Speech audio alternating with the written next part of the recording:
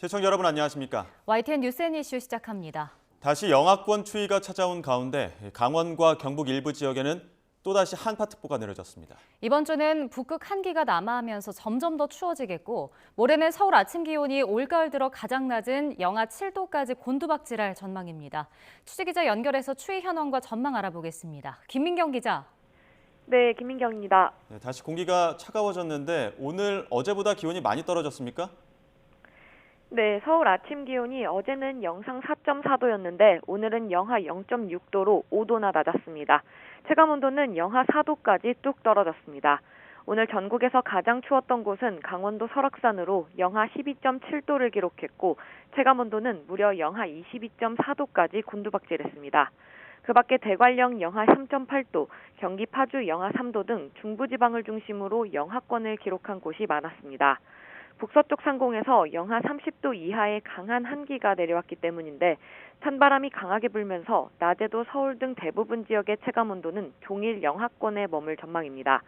오늘 동해안 지역을 중심으로 강풍특보가 내려진 가운데 초속 20m 이상의 매우 강한 바람이 불겠습니다.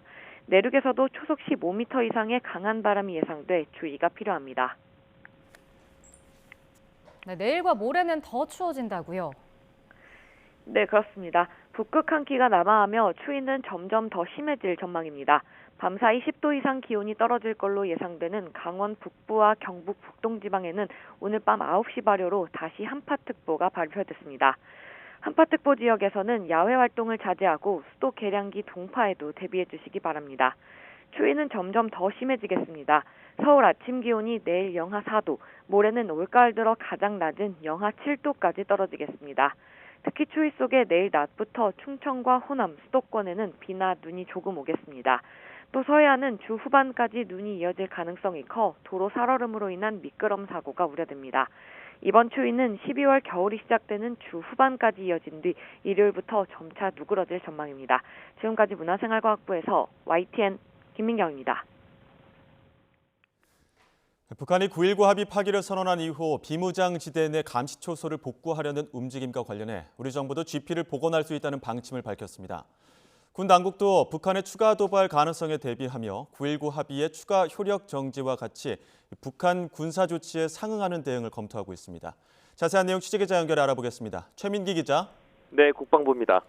북한군 동향에 대한 우리 측 움직임 전해주시죠. 네, 김태우 국가안보실 1차장이 북한의 군사조치 일부 복원 동향과 관련해서 우리 군도 GP를 복원할 계획이 있다고 밝혔습니다. 김 차장은 어제 한 방송사와의 인터뷰에서 우리 측도 GP 복원 계획이 있느냐는 질문에 그렇다고 답했습니다. 북측이 경계초소에서 우리를 가까이서 보고 무장, 위협하고 있는데 가만히 있으면 안 될 것이라고 강조했습니다. 앞서 김명수 합참의장도 어제 취임 후 처음 기자들과 만난 자리에서 이 같은 방침을 시사하기도 했는데요. GP 복원 가능성에 대한 질문에 우리 측 군사조치는 북한의 행동에 달렸다면서 신뢰를 깬 북한에 대해 군은 필요한 대응을 할 것이라는 점을 강조했습니다. 우리 군은 북한의 도발 위협 수준에 따라 그에 상응하는 단계적 대응 방침을 세운 것으로 전해집니다. 남북이 이처럼 맞대응 차원으로 대립하면서 한반도 내 군사적 긴장감도 점차 고조되는 양상입니다. 이런 가운데 오늘 오후에는 신원식 국방부 장관 주재로 전군 주요 지휘관 회의가 열리는데요. 9.19 합의 효력 정지 이후 우리 군의 대비 태세와 북한의 군사조치 복원 동향에 대한 우리 측 대응을 점검할 것으로 보입니다. 이 자리에서 우리 군의 GP 복원 등 9.19 합의와 관련한 추가 효력 정지 방침도 언급될지 주목됩니다. 네, 그리고 북한이 정찰 위성을 통해 미국의 주요 표적 지역을 촬영했다는 주장도 나왔는데 관련 보도도 내용 전해주시죠. 네, 그렇습니다. 북한 김정은 국무위원장이 미국 워싱턴의 백악관과 펜타곤 등 중요 표적 지역을 정찰 위성으로 촬영한 자료를 보고받았다는 노동신문의 보도 내용입니다. 노동신문은 김정은 위원장이 어제 오전과 오늘 새벽 국가항공우주기술총국 평양종합관제소로부터 정찰 위성 운용 상황에 대해 보고받았다고 보도했습니다. 어젯밤 11시 36분 25초에 워싱턴의 백악관과 펜타곤 등을 촬영한 자료를 보고받았고 비슷한 시각 미국 버지니아주 노포크 해군기지와 뉴포트 뉴스조선소, 비행장 지역을 촬영한 자료도 보고받았다고 주장했습니다. 이 과정에서 미 해군 핵 항공모함 4척과 영국 항공모함 1척이 포착됐다고 전하기도 했지만 북한은 이번에도 위성이 촬영했다는 사진은 공개하지 않았습니다. 우리 군 당국은 이 같은 북한의 위성 촬영 발표 보도가 실제 감시 정찰을 하기 위한 것이라기보다는 대내외 과시를 위한 보여주기식 선전 목적일 가능성이 크다고 보고 있습니다. 이런 가운데 북한이 평양 위성관제소 주변에서 대규모 부지 확장과 건물 증축 공사를 진행하는 것으로 보이는 모습도 포착이 됐습니다. 미국의 소리방송은 북한이 정찰위성 만리경 1호를 운영하게 될 관제센터 아래로 건물 신축을 위한 기초공사를 마쳤다고 보도했습니다. 방송은 이 공사가 북한이 정찰위성과 우주개발 운영을 총괄하는 종합관제소로 확장하려는 것으로 보인다고 설명하기도 했습니다. 지금까지 국방부에서 YTN 최명기입니다. 지난주 북한이 발사한 군사정찰위성 문제를 논의하기 위해 유엔 안보리 회의가 열렸지만 이번에도 빈손으로 끝났습니다. 북한은 탄도미사일 기술이 아니면 투석기로 위성을 날리느냐며 더 뻔뻔한 주장을 이어갔고 우리는 북한이 안보리를 조롱하고 있다며 비판했습니다. 워싱턴에서 권준기 특파원입니다. 유엔 사무처는 북한의 이번 위성 발사가 무기 개발 5개년 계획에 따른 것으로 핵무기 개발의 연장선이라고 보고했습니다. 서방 국가들도 탄도미사일 기술을 이용해 위성을 발사한 건 안보리 결의 위반이라고 규탄을 이어갔습니다. 하지만 이번에도 중국과 러시아는 북한의 자위권이라고 주장하며 편을 들었습니다. 한국도 위성 발사를 앞두고 있다는 점을 거론하며 물타기를 시도하기도 했습니다. We learned about Seoul's plans to, at the end of the month, launch their first reconnaissance satellite from America's Vandenberg base. 중국과 러시아의 엄호 속에 북한은 이번 발사를 정당한 우주 개발이라고 강변했습니다. Then I have the question. Is the United States launching its satellite with a balloon or catapult? 미국은 중국과 러시아가 번번이 북한을 옹호하며 안보리를 무력화하고 있다고 지적했습니다. 특히 러시아는 북한으로부터 무기를 공급받고 안보리에서 뒤를 봐주는 특수 관계라고 비판했습니다. They celebrated alongside Kim Jong-un as he showcased his ballistic missile program, a program explicitly prohibited by the Council. 황중국 대사는 이제 북한이 안보리를 조롱하는 수준이라고 개탄했습니다. The DPRK is moving beyond violating the multiple Security Council resolutions to now almost mock the decisions made by the Security Council. 순서에 따라 중국이 의장을 맡은 이번 회의에서는 성명 발표나 결의안 채택은 논의되지도 못했습니다. 미국 국무부는 안보리 제재 대상인 북한과 한국의 위성 발사는 비교 대상이 아니라며 북한은 대북 결의에 따라 모든 탄도미사일 관련 활동이 금지 대상이라는 점을 거듭 확인했습니다. 워싱턴에서 YTN 권준기입니다. 윤석열 대통령이 순방 기간 각국 정상을 상대로 쉴 새 없이 부산 엑스포에 대한 지지를 호소했다며 마지막까지 전력을 다하겠다고 밝혔습니다. 또 최근 이어진 온라인 민원 서비스 장애에 대해선 근본 원인을 파악해 제대로 바로잡아야 한다고 지시했습니다. 취재기자 연결해 보겠습니다. 강희경 기자. 네, 용산 대통령실입니다. 네, 윤석열 대통령이 오늘 국무회의에서 부산 엑스포에 대한 의지를 다시 한번 강조했다고요? 네, 윤 대통령은 이번 프랑스 방문 기간에 시간 날 때마다 각국 정상들과 통화하며 부산 엑스포에 대한 지지를 호소했다고 밝혔습니다. 부산 엑스포는 대한민국의 균형 발전과 비약적인 성장을 위해 강력히 추진해왔던 거라며 민관이 원팀이 돼 1년 반 동안 함께 뛰었다고 강조했는데요. 자신도 150개 넘는 국가 정상과 접촉했고 국무위원과 기업인들도 국제박람회기구 BIE 회원국을 한 나라도 빠짐없이 접촉했다며 마지막까지 최선을 다하겠다고 밝혔습니다. 들어보겠습니다. 원팀 코리아는 오늘 자정이 지나 종료 휘슬이 울릴 때까지 지금도 부지런히 뛰고 있습니다. 대통령과 국무총리가 지지를 호소하기 위해 방문한 국가는 33개국, 민관이 모두 합쳐 이동한 거리는 지구 495바퀴에 이릅니다. 윤 대통령은 귀국 이후에도 엑스포 투표권이 있는 BIE 회원국 정상들과 계속 통화하며 지지를 요청하는 것으로 전해졌는데요. 최종 결과가 나오기까지 이제 얼마 남지 않았습니다. 오늘 자정에서 새벽 1시쯤 윤곽이 드러날 것으로 보이는데 윤 대통령도 결과를 함께 기다릴 예정입니다. 투표 결과를 어디서 지켜볼지, 결과가 나온 뒤엔 어떤 메시지를 낼지에 대해서도 고민하는 것으로 전해졌습니다. 네, 그리고 또 최근에 이어졌던 행정 전산망 장애와 관련한 메시지도 내놨다고요? 네, 윤 대통령은 온라인 민원 서비스 장애로 국민이 큰 불편을 겪었다며 이번이 처음이 아니라는 점을 지적했습니다. 지난 몇 년 동안 코로나 예방접종 시스템 등 공공서비스 시스템에 크고 작은 장애가 계속 발생했다며 이번 사태를 계기로 근본 원인을 파악하고 바로잡아야 한다고 밝혔는데요. 고질적 관행 또는 관리상의 문제인지 분석하고 외부 사이버 공격 가능성도 염두에 둬야 한다고 강조했습니다. 들어보겠습니다. 근본적인 원인을 알아야 예방할 수 있습니다. 사이버 공격에 대한 보안이 취약했다면 보안 벽을 키워야 하고 또 관리와 대처가 문제라면 유기적으로 움직일 수 있는 제도 개선이 즉각적으로 이루어져야 합니다. 각종 민생 법안의 신속한 처리도 당부했습니다. 특히 상습체불 사업주가 정부의 각종 보조 사업에 참여할 수 없도록 하는 내용을 담은 근로기준법 개정안을 국회에서 처리해달라고 밝혔습니다. 다만 더불어민주당 주도로 처리된 노란봉투법과 방송 3법에 대한 제2요구안, 즉 거부권 행사는 이번 국무회의 안건에 포함되지 않았는데요. 다음 달 2일까지는 개정안을 공포하거나 거부권을 행사해야 하는 만큼 다음 달 1일 임시 국무회의를 여는 방안을 검토하는 것으로 전해졌습니다. 지금까지 용산 대통령실에서 YTN 강희경입니다. 500일 동안 세계를 누비며 펼쳐온 엑스포 2030 부산 유치전의 운명이 오늘 자정쯤에 결정됩니다. 마지막 5차 프레젠테이션과 투표 절차가 이루어지는 장소죠. 프랑스 파리 시내에 위치한 대형 컨벤션 센터인 팔레드 콩그레에서 결과가 발표됩니다. 지난 4차 PT까지 우리나라는 부산 홍보를 비롯해 한국 발전사와 BTS, 오징어 게임을 비롯한 K 콘텐츠 등을 강조해왔습니다. 오늘 마지막 5차 PT에서는 특히 도시 부산에 초점을 두고 발표를 진행할 것으로 보입니다. 우리 시간으로 밤 9시 반부터 대한민국 부산, 이탈리아 로마, 사우디아라비아 리야드 순으로 각각 20부씩 진행됩니다. 그리고 투표는 그보다 2시간 뒤인 밤 11시 반부터 시작됩니다. 분담금을 납부한 회원국 179개국을 비롯해 최대 180개국이 전자투표 방식으로 참여하는데요. 1차 투표 선정 조건은 참여국 3분의 2 이상의 선택입니다.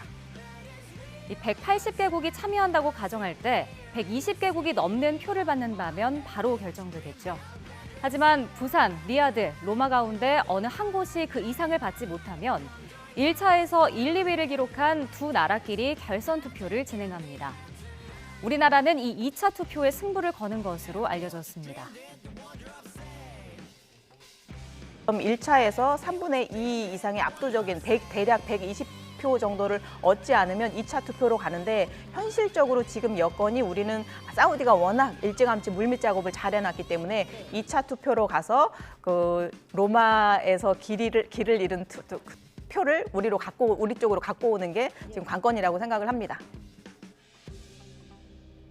민관 유치단이 500일 넘게 지구 495바퀴를 돌며 힘써온 엑스포 2030 부산 유치전. 결선 투표까지 가서 돌발 변수만 없다면 최종 결과는 자정인 0시 이후쯤 나올 것으로 예상됩니다. 지금 정치권은 의원들의 사활이 걸린 공천 문제를 둘러싸고 여야 모두 내부 긴장감이 높아지고 있습니다. 국민의힘은 당무감사 결과가 총선 물갈이 신호탄이 되진 않을지 촉각을 곤두세우는 분위기고 더불어민주당도 의원 하위 평가자 감산과 권리당원 비중 강화 문제를 놓고 잡음이 일고 있습니다. 자세한 내용 국회 취재기자 연결해 알아보겠습니다. 김대겸 기자. 네, 국회입니다. 먼저 여당 상황부터 보겠습니다. 어제 발표된 당무감사 결과 둘러싸고 많은 해석들이 나오고 있죠. 네, 말씀하신 것처럼 국민의힘에선 베일에 쌓인 당무감사 결과에 관심이 집중되고 있습니다.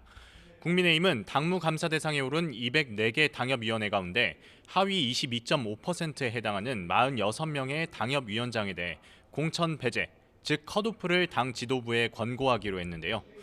구체적 명단이 공개되지 않은 데다가 이번 당무감사 결과가 공천심사에 직결되기 때문에 현역 의원들이 촉각을 곤두세우고 있습니다.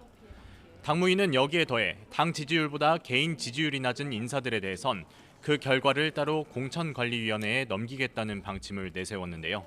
국민의힘 신의진 당무감사위원장의 어제 발언 내용 함께 들어보시겠습니다. 결국은 우리 정선에서는 경쟁력이 굉장히 중요하기 때문에 당 지지도에 비해서 본인의 지지도가 현격히 낮은 경우에는 또 이런 부분은 좀 고려를 해달라는 의견을 공천관리위원회에 국민의힘 지지세가 강한 대구 경북과 부울경 지역의 경우 전통적으로 당 지지율이 높게 나오는 터라 이 같은 당무위 방침을 두고 TK, PK 의원들의 공천 배제를 염두에 둔 것 아니냐는 해석이 나오고 있습니다. 실제로 TK 지역 출신 한 현역 의원은 YTN과의 통화에서 당무감사로 이렇게 다 흔들고 다녔을 때 총선에서 어떤 긍정적 효과가 있겠느냐고 반문했습니다. 이처럼 공개 반발은 자제하고 있지만 당 내부에서는 불만의 목소리가 흘러나오고 있습니다. 인요한 혁신위가 물갈이 대상으로 지목한 중진 의원들을 포함해 공천 배제 대상이 늘어날 수 있다는 우려도 함께 제기되고 있습니다. 일각에서는 컷오프를 핑계로 대통령실에서 이른바 낙하산 인사를 내려보내려는 것 아니냐는 관측까지 나오는 상황입니다. 네, 민주당도 공천규칙 변경 등을 놓고 내홍 기류가 감지되는데 오늘은 이낙연 전 대표가 공개 행보에 나서서 주목된다고요? 네, 민주당은 향후 공천 과정에서 하위 평가 의원들의 감산 비율을 10% 더 늘리는 것을 두고 논란이 일고 있습니다. 비명계를 중심으로 사실상 찍어내기 아니냐는 반발이 터져나오는 건데요.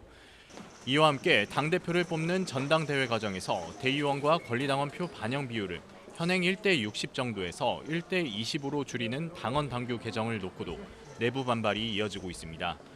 권리당원의 경우 대부분 강성 지지층으로 구성되기 때문입니다.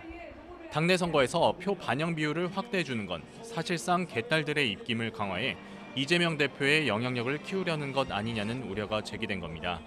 이와 관련해 비명계 이원욱 의원은 오늘 라디오 인터뷰에서 공개 경고장을 날리기도 했는데요. 발언 내용 함께 들어보시겠습니다. 지금 이 강성 유튜버들과 개딸들과 결별하지 않으면은 민주당의 오만과 독선은 점점 더 심해질 것이다. 그래서 총선은 점점 어려워질 것이다.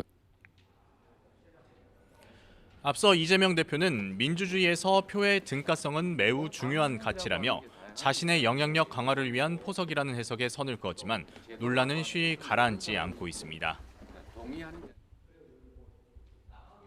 민주주의 사회에서 표의 등가성은 매우 중요한 가치입니다. 단번에 넘어서기는 어려운 벽이어서 한 걸음씩 이렇게 점진적으로 바꿔나간다는 점들을 좀 이해하고 이처럼 당 내용이 여전한 가운데 이낙연 전 대표는 오늘 오전 친이낙연계 싱크탱크로 불리는 연대화공생 학술 포럼에 참석했습니다.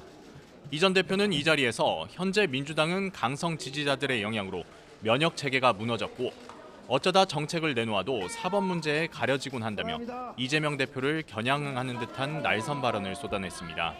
또 정쟁으로만 치닫는 거대 양당제의 문제 해결을 위해선 위성정당 포기를 전제로 준연동형 비례대표제를 유지해야 한다고 지적했습니다. 이 같은 이 전 대표의 발언이 총선을 앞둔 민주당 내 갈등 양상에 어떤 영향을 미칠지에도 관심이 쏠리고 있습니다. 지금까지 국회에서 전해드렸습니다. 네, 오늘의 정치권 이슈 국민의힘 성일종 의원, 더불어민주당 김성환 의원과 이야기 나눠보겠습니다. 어서 오십시오. 네, 안녕하십니까. 네, 안녕하세요. 먼저 9.19 남북 군사합의 전면 파기 선언에 이어서 북한이 최전방 감시초소 GP 복원 조치에 착수했는데 성일종 의원님 국방위 여당 간사시잖아요. 지금 이 상황 어떻게 보십니까? 우리 국민들께서 정확하게 아셔야 될 부분이 있습니다. 대한민국 정부는요. 92년도 맺었었던 한반도 비핵화 선언에서부터 지금까지 북한과 맺었었던 모든 협정이나 선언 같은 경우를 먼저 저희가 파기한 적이 없어요. 대한민국 정부가 먼저 북한한테 도발을 하거나 이런 적이 없습니다. 옛날에 한반도 비핵화 선언을 할 때도 핵무기 제조 아무것도 안 돼 있었고 재농축, 재처리 아무것도 안 하도록 되어 있거든요. 이거 다 깬 게 북한입니다. 예. 지금 9.19 군사 합의 이 부분도 굴종적으로 맺어진 거예요. 무슨 얘기냐면 북한이 우리보다 GP가 3배가 더 많습니다. 그러면 비례성에 맞춰야지. 우리가 10% 하면 저기도 10%를 줄이고 그렇잖아요. 예. 다 이렇게 돼야 되는데 예를 들면 이런 거가 아니고 그저 우리가 평화 타령을 하다가 북이 원하는 걸 다 들어준 거예요. 지금 비행금지 구역이라 그래서 우리 대한민국 정부가 상당히 북한보다 우위에 있는 것이 우리가 경제력으로 앞서 있기 때문에 정찰 자산이라든지 무인 같은 경우 해서 북한을 다 우리가 볼 수 있거든요. 그래서 이런 것들을 우리가 비행금지 구역을 해서 우리가 뜨지를 못합니다. 그러고 나서 우리가 이 9.19에 합의를 해준 거예요. 그래서 이번에 북한이 군사 정찰 위성을 쐈으니까 우리도 나름대로 정보 취득을 해야 될 거 아니겠어요? 그래서 비행 금지 구역이었었던 그 부분을 효력을 그 부분만 1조 3항을 정지시켜 놓은 거예요. 파기한 게 아니고. 그러니까 11월 23일 날 북한이 이거를 파기 선언한 거 아닙니까? 선언해버린 거잖아요.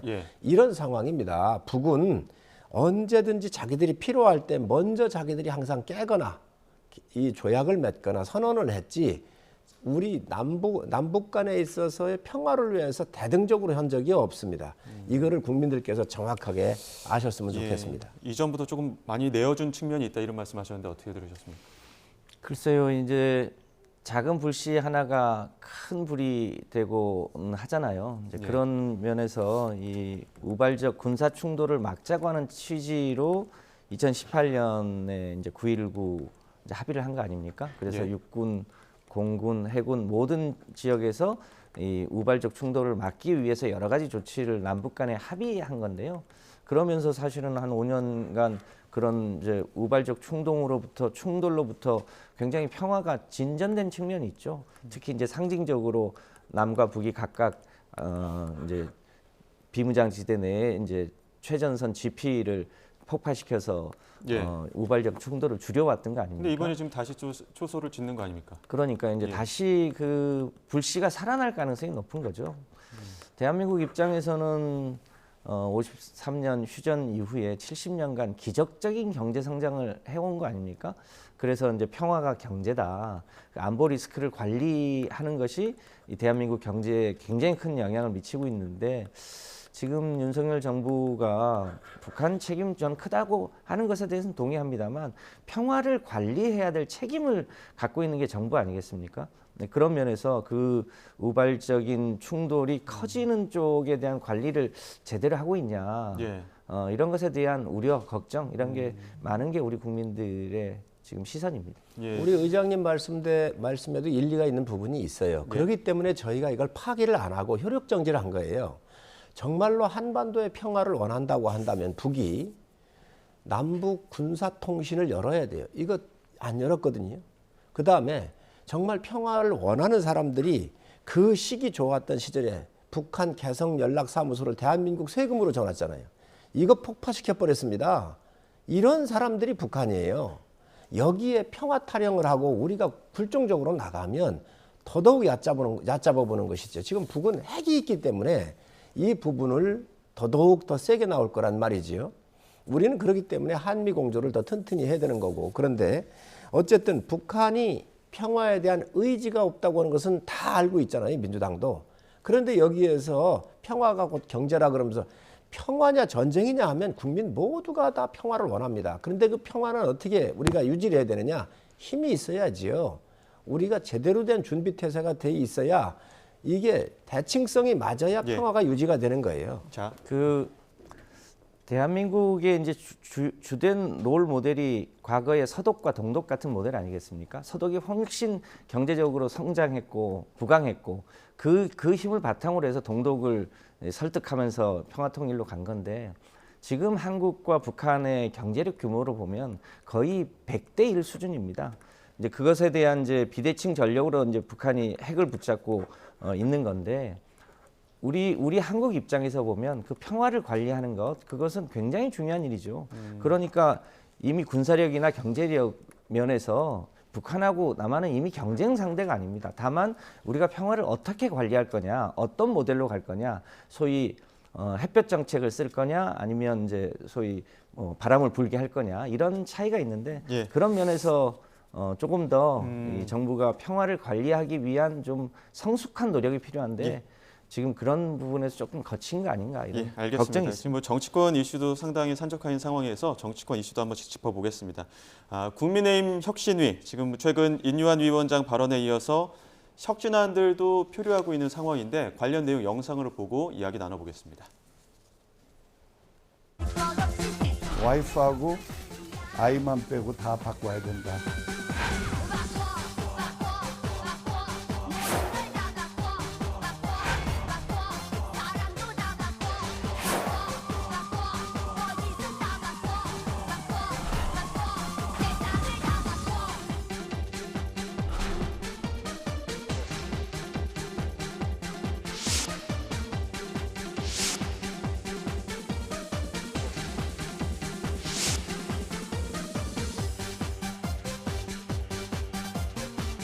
업무는 다른 강을 우유를 마실래 아니면 매를 좀 맞고 우유를 마실래 하고 있는 거를 그냥 소신껏 생각껏 임무를 좀 끝까지 그렇게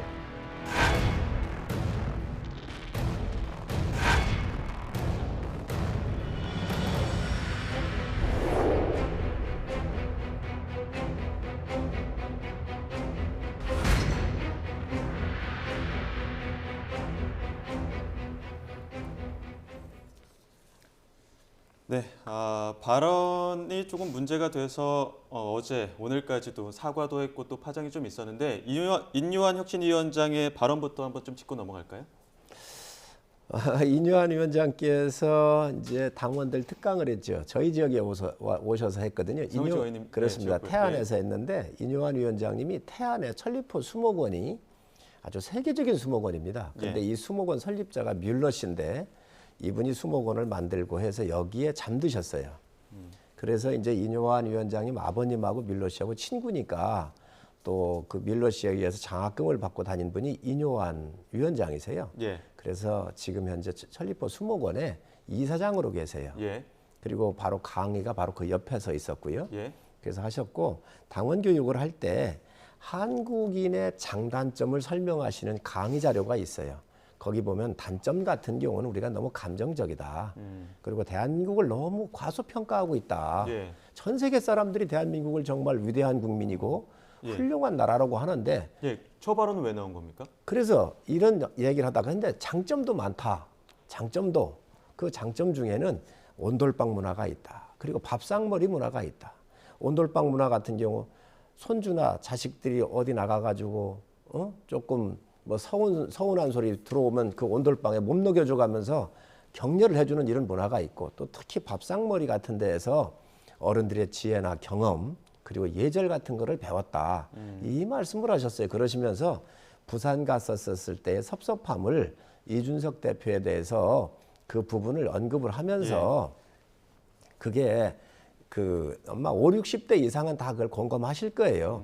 부모들 책임 아니겠느냐. 그래서 그 말씀을 하신 거거든요. 그래서 문맥적으로 보면 큰 문제가 없는데 거기에 이제 부모를 욕했다라고 하는 요 부분만 딱 뽑으니까 마치 이준석 대표를 직공해서 부모를 직공해가지고 욕한 것처럼 돼 있는데 그런 게 아니고 대한민국의 훌륭한 문화에 대해서 이야기하다가 나온 이야기입니다. 그렇긴 한데 이제 인요한 위원장 집 보시는 것처럼 과한 표현을 하게 된 것 같다 이렇게 또 심심한 사과의 뜻을 전하기도 했거든요.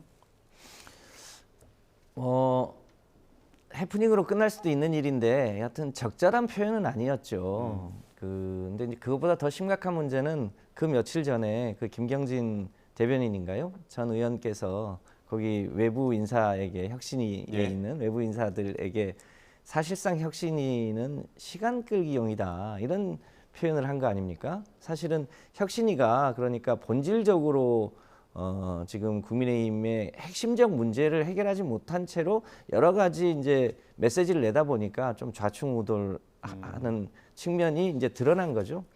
혁신위가 본질적으로 하려면 결국 마누라와 자식만 빼고 다 바꿔라라고 했는데 실제로 국민의힘의 가장 큰 문제는 그 마누라와 자식에게 있거든요.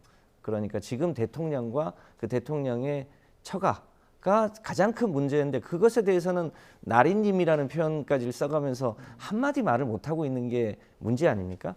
그래서 그렇게 말을 못하면서 여러 가지 지금 설화만 쌓이고 있는 건데 혁신이 뭐 저희 당 일은 아니긴 합니다만 본질적인 문제를 좀 해결하고 또 그와 관련해서 대통령도 좀 진지하게 일종의 국정 운영의 기본적인 방향을 바꾸는 계기가 되면 좋겠다 이런 바람이 있습니다. 하여튼 뭐 김성환 의장님의 공격력은 알아줘야 합니다. 이제 거기에서 또 대통령까지 뭐 물고 들어오고 사실 아닙니까? 뭐 땅까지 물고 들어오는 것 같은데 그런 내용이 아니고요. 인요한 혁신위원장은 전 상당히 성공을 해가고 있다. 히딩크 같다고도 표현하셨잖아요. 그렇습니다. 히딩크 같은 이미지가 있고요. 왜 그러냐면 인요한 위원장이 혁신위원장으로 오면서 정말 모든 이슈의 중심에 섰고 야당의 뉴스를 못 만들도록 만들어 놨습니다. 그리고 인요한 위원장이 던진 당내 대사면 같은 통합, 화합 이런 메시지를 통해서 이준석 대표한테도 충분히 전달이 됐다고 보여지고요. 또 하위 20% 공천 배제 같은 경우도 당무감사를 통해서 어쨌든 길을 여기서 먼저 열었고 또 청년 비례대표를 할 때 청년들한테 좀 우선 배성을 좀 하자라고 하는 이런 아주 혁신적인 그런 안도 냈고 또 전략공천 같은 경우에 대한 여러 가지 원칙도 만들어냈고 이제 결론적으로 당 리더십이 총선을 이길 수 있느냐 없느냐의 문제 아니겠습니까? 예. 그러다가 보니 당의 이제 희생을 요구하는 이 부분인데 이 부분은 시간도 좀 필요하고요. 근데 데드라인은 30일로 잡지 않았습니까? 이제 의견을 내겠다는 것이 예, 이제 의견을 내겠다고는 했는데 그때까지죠. 예. 예. 그러면 지도부에서 어쨌든 30일까지는 어느 정도 어떤 입장 표명을 해야 될 텐데 이제 지도부 입장에서 속도가 너무 빠르다 이거 아닙니까? 이제 혁신위에서 이런 안을 내주시면 예. 또 지도부도 이제 고민하고 또 여러 가지 당 승리를 위해서 어떻게 할 것인지에 대한 진지한 고민을 하시겠지요. 예. 이제 김기현 대표님 같은 경우는 굉장히 훌륭한 분이세요. 예. 제가 볼 때 그리고 정치적 자산도 우리 당에서 어느 누구보다도 많은 분이세요. 무슨 얘기냐면 문재인 정부에서 울산 부정선거 사건으로 해가지고 그 지방선거 할 때 청와대가 8명 기소되고 이런 일이 있었잖아요. 이때 이 피해자예요. 그렇기 때문에 정치적 자산이 있으시고 그리고 국회의원이 되셔서 올라오셔가지고 대선을 승리로 이끈 원내 사령탑이셨어요. 예. 그리고 당대표까지 하셨고 김기현 대표는 굉장히 큰 그릇입니다. 그렇기 때문에 혁신위의 안을 비롯해서 당 전반적으로 22대 총선이 잘못되면 이 대한민국이 어떻게 될 것인지에 대해서 정확하게 고민을 많이 하신 분이기 때문에 예. 시간을 가지고 숙고의 시간이 필요하신 분이지 사사로운 거에 그렇게 연연하실 분이 아닙니다. 근데 이게 최근 울산 그 방문을 두고 일각에서는 체제를 어떻게 보면 지지 기반을 공고히 하기 위해서 간 것이다라는 의견과 또 일각에서는 마지막 작별 인사다 이런 의견들도 있어서 이거 어떻게 바라보겠습니까? 김기현 대표가 막 당대표가 됐을 때 보통 이제 대통령이 해외에 나가게 되면 그 성남공항에 당의 지도부들이 이제 배웅을 가거나 혹은 마중을 가는데 예. 처음에 당대표 됐을 때는 거의 90도로 인사를 하다가 최근에는 굉장히 고개가 뻣뻣해지는 거 아닙니다. 상징적인 장면이 있었지 않습니까? 예. 그 장면이 무엇을 의미하느냐. 그러니까 의장님 너무 과해. 아니요. 그게 실제로 굉장히 많이 회자가 됐는데 지금 이제 윤석열 대통령의 용산과 지금 김기현 당 지도부 간에 상당히 긴장이 있다. 그래서 예. 특히 김기현 당 대표나 이제 소위 영남의 다선 의원들을 일종의 물갈이하려고 하는 여러 가지 신호가 있는데 그 신호에 대해서 그 영남의 다선 의원들이 지금 동의하지 않는 측면이 있지 않습니까? 예. 이제 그런 게 굉장히 갈등으로 증폭될 가능성이 높아 보인다. 그거 보여집니다. 김기현 대표님은 굉장히 큰 그릇이라고 제가 말씀을 예. 드렸는데 21대 총선 할 때요. 이제 4년 전이지요. 예. 그 당시에 공천에 막바지에 다를 때 한 20일 정도 남겨 있었거든요. 김기현 대표님이 울산으로 출마하셨어요. 제가 전화드렸어요. 대표님이 지방선거 할 때 가장 청와대가 개입을 해서 울산 부정선거를 치른 그 사령부가 청와대입니다. 그래 종로 출마하시면 어떠냐라고 제가 의견을 냈었을 때 이 부분에 정말 출마를 하시려고 그랬었어요. 그런데 그 당시 시간이 너무 없는 거예요. 그리고 황교안 대표가 그쪽으로 나오셨잖아요. 그렇기 때문에 그때 여기를 이제 못 올라오셨는데 그러한 여러 가지 판단에서 본인이 희생할 때는 늘 네. 희생하겠다라고는 준비가 돼 있으셨던 분이라고 저는 생각을 해요. 그래서 4년 전에 제가 저하고 통화할 때도 최대 피해자로서 예. 이 사령부가 있는 종로로 출마하시라고 그러니까 그때 주셨던 반응을 저는 지금도 기억을 하고 있습니다. 어떤 반응을 하시던가요? 종로로 나오시려고 그러셨지요. 그 지금 하태경 의원 지금 종로 출마했는데 아니 그전 이 4년 전에 4년 전에 이번엔 어떨까요? 하태경 의원 종로 출마했는데 오늘 아침 인터뷰 보니까 만약에 김기현 대표도 종로 출마한다면 좋은 상대가 될 것이다 이런 이야기도 했고 험지로 봐야 됩니까? 험지가 아니라고 봐야 됩니까? 저는 우리 하태경 의원 같은 경우도 굉장히 젊은 층에 대한 넓은 스펙트럼도 있고요. 상당히 뛰어나신 분인데 종로라고 딱 찝는 것은 전 뉴스는 한번 탈 수 있을지 모르겠지만 이제 당에서 조정을 또 할 거예요. 종로가 될지 아니면 마포가 될지 또 아니면 강사가 될지 어딜 될지 모르지만 하태경 의원 정도의 그 큰 장수들은 그렇게 연연하지 않습니다. 저는 어디든 이거 재배치를 통해서 경쟁력 있다고 봐요. 지도부와 상의를 하고 종로 출마를 선언했다고 하셨는데 아니면 그 이후에도 상의를 통해서 또 다른 곳으로 갈 수도 있다 이렇게 보시는 겁니까? 저는 그렇게 당연히 볼 수가 있고 또 그런 거에 대해서 마다할 분들이 아닙니다. 어떻게 보십니까? 그 카운터파트로서 하태경 의원? 종로가 갖고 있는 이제 정치적 상징성이 있는 건 사실이죠. 예. 노무현 대통령도 나왔고 이명박 대통령도 나왔고 또 4년 전에는 또 양당의 지도부가 종로에서 맞붙지 않았습니까? 예. 이제 그런 면에서 갖고 있는 상징성이 있는데 지금은 종로의 국민의힘의 최재형 전 감사원장이 지금 국회의원 아닙니까? 그런 면에서 보면 상징성은 있으나 거기를 험지라고 얘기하기는 어렵다는 게 이제 중론이고 이제 그런 면에서 하태경 의원의 종로 출마는 사실상 나 아직 살아있어 나 좀 관심 가져줘 이런 일종의 시선 끌기용 화법 아닌가 싶은데요. 예. 국민의힘이 알아서 잘 정리하시겠죠. 이탄희 의원 오늘 아침에 험지 출마하겠다. 민주당이 말하는 험지로 출마하겠다. 그 용인청 지역구인데 불출마하겠다. 그 지역구로는 이렇게 이야기를 했는데 민주당이 험지 출마 어떤 움직임이 좀 있을까요? 아무래도 이탄희 의원을 비롯해서 여러 의원들이 보다 어려운 지역에서 헌신하겠다고 하는 흐름들이 좀 생기지 않을까 싶은데요. 지금 이탄희 의원의 제안은 지금 이제 선거법이 아직 다 타결이 안 됐지 않습니까? 예. 특히 이 비례제를 어떻게 할 거냐, 연동형 비례제로 할 거냐, 병립제로 갈 거냐인데 예. 저희 당은 일관되게 비례제가 갖고 있는 특성을 감안해서 연동형 비례제로 가자라고 하는 건데 국민의힘 측에서 과거식 병립제로 돌아가자 또 만약에 연동형으로 하면 위성정당 만들겠다 뭐 이렇게 하고 있어서 지금 선거제 협상이 잘 진행이 안 되지 않습니까? 예. 이제 그런 측면에서 이탄희 의원이 일종의 결단을 한 거 아닌가 싶습니다. 그런데 지금 제가 볼 때는 이탄희 의원이 이런 선언을 할 게 아니라 이재명 대표가 해야지요. 저는 이재명 대표가 굉장히 비겁하다고 생각을 해요. 왜 그러냐면 분당이 선거가 나왔었을 때 성남시장 했잖아요. 거기가 자기 지역구입니다. 거기가 분당이 있는 성남시장을 했고 또 조금 넓혀보면 경기도지사였잖아요. 경기도 내에 있었잖아요. 그런데 정말 안전지대, 안방 중에서도 아랫목, 아주 따끈따끈한 아랫목인 송영길 대표를 서울시장 내보내고 거길 갑니까?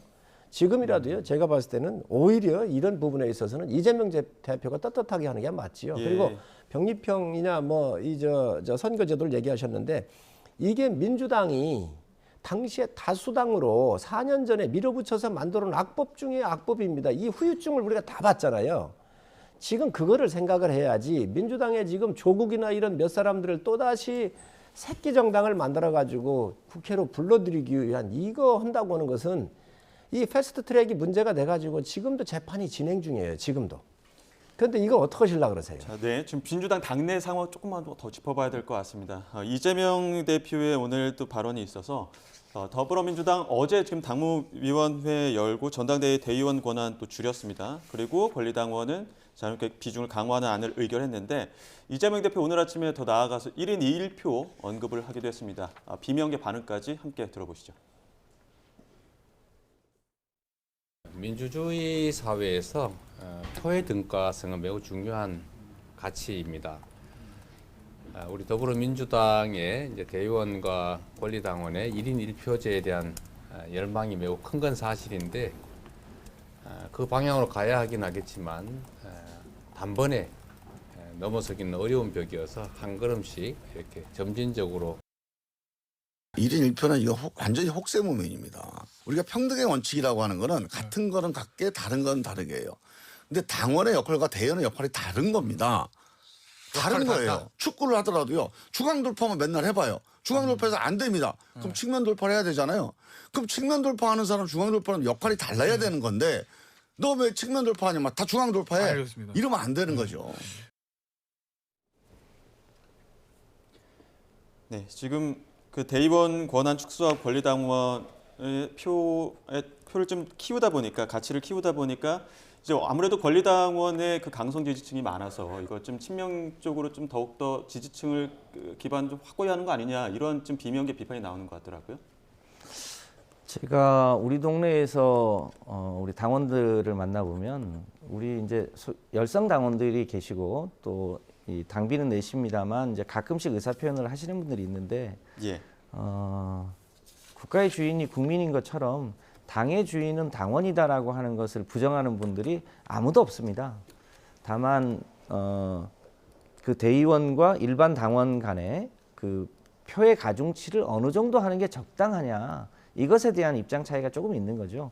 근데 과거에는 이제 저희 당이 주로 저 영남 쪽에 이 뭐랄까 당원 숫자가 적다 보니까 영남의 의사를 반영하기 위해서 대의원의 이 등가선을 많이 줬는데 지금 저희가 이제 실제로 전국 정당화되어 있고 권리당원만 거의 100만 명에 가까운 정당이 됐기 때문에 당원들의 의사가 반영될 수 있도록 하는 것 그것이 국가의 주인이 국민인 것처럼 당의 주인이 당원이라고 하는 것을 부정하는 분이 없습니다. 그리고 다만 그것을 언제 하는 게 적정하냐 지금 총선을 앞두고 지금 하는 게 적정하냐 어차피 이것에 이제 주로 활용되는 게 전당대회 때거든요. 예. 전당대회 앞두고 하는 게 적절하지 않겠냐 이런 의견 차이가 약간 내년 있습니다. 8월이잖아요 전당대회가. 그렇습니다. 지금 근데 이 시점에 하다 보니까 그런 비판들이 나온 거고 또 이낙연 전 대표도 오늘 아침에 앞서 그 기자 연결을 통해서도 들어봤지만 강성 지지층의 영향으로 민주당의 면역 체계가 무너졌다 이렇게 비판을 했거든요.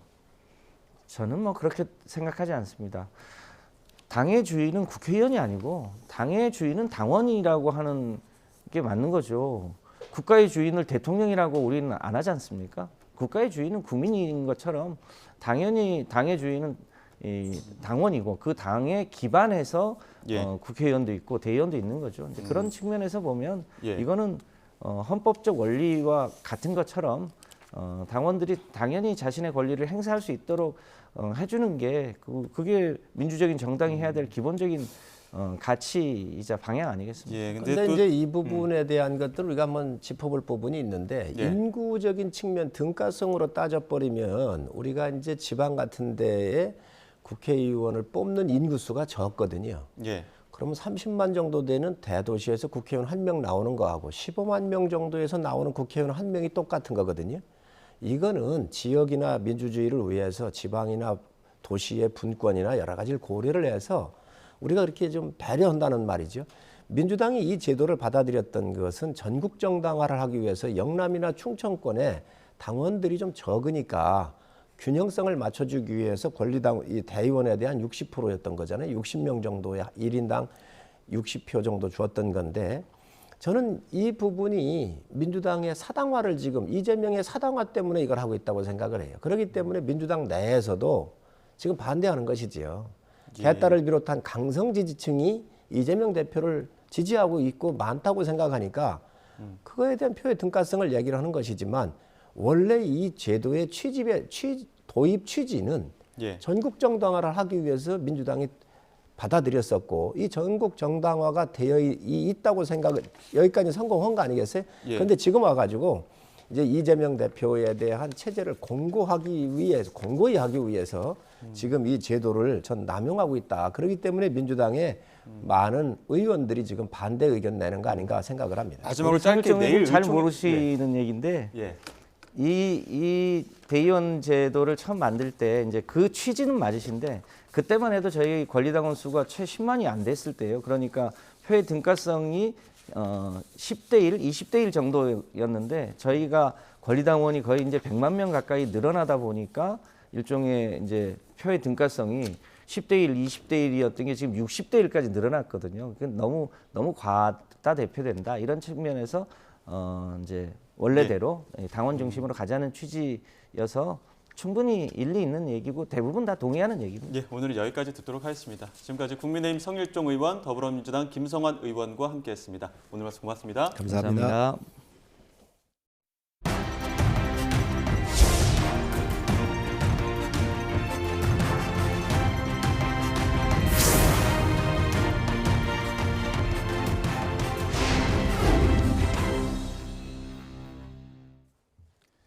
이스라엘과 팔레스타인 무장정파 하마스가 일시 휴전을 이틀 연장하기로 합의했습니다.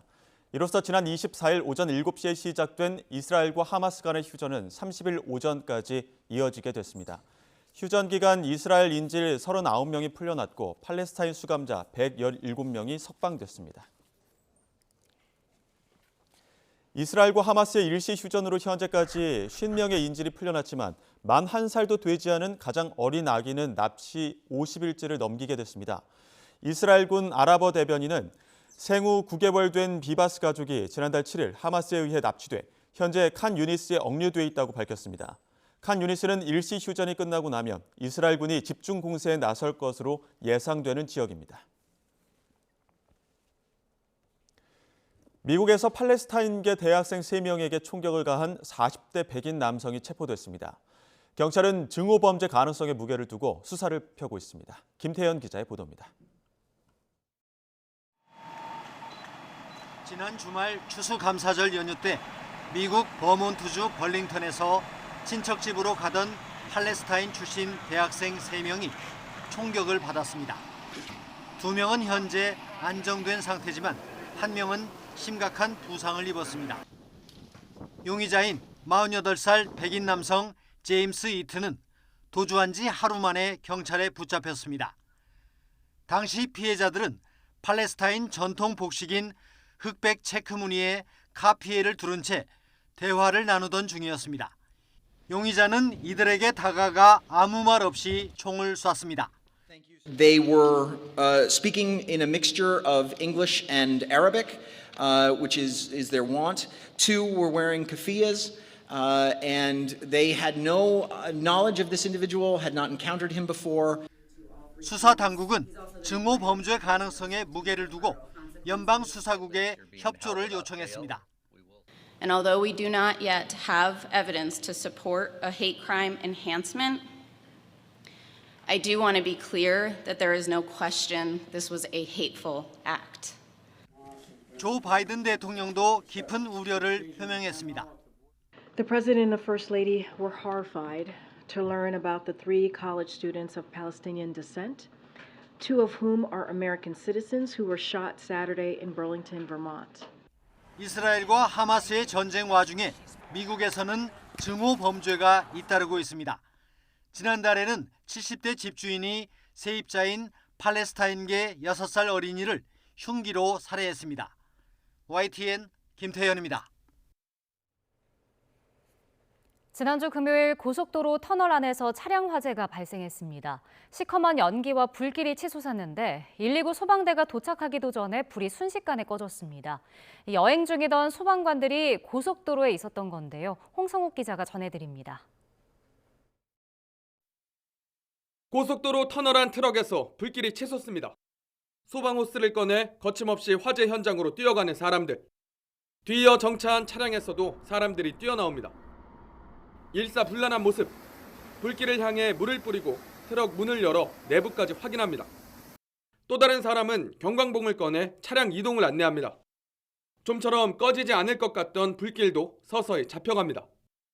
침착하게 화재 현장에 대응한 사람들. 이들은 다름 아닌 소방관들이었습니다. 서울 용산소방서 소속 소방관 7명이 비번 날 단합을 위해 강원도 속초 여행 후 돌아가는 길에 화재를 목격한 겁니다. 바로 몸이 반응해서 바로 이제 진압을 했고요. 저희 직원들도 다 같이 일사불란하게 같이 진압을 하는데 도움이 됐던 것 같습니다.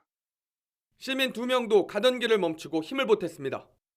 15년차 베테랑부터 1년차 신입 직원까지 7명 소방관이 화재 진압에 걸린 시간은 단 10분. 터널 안 2차 사고로 이어질 수 있었지만 신속한 대응으로 피해를 막았습니다. 터널 내 차량 안내와 담당 소방서 신고까지 마친 소방관들은 불을 모두 끄고 아무 일 없었다는 듯 현장을 떠났습니다.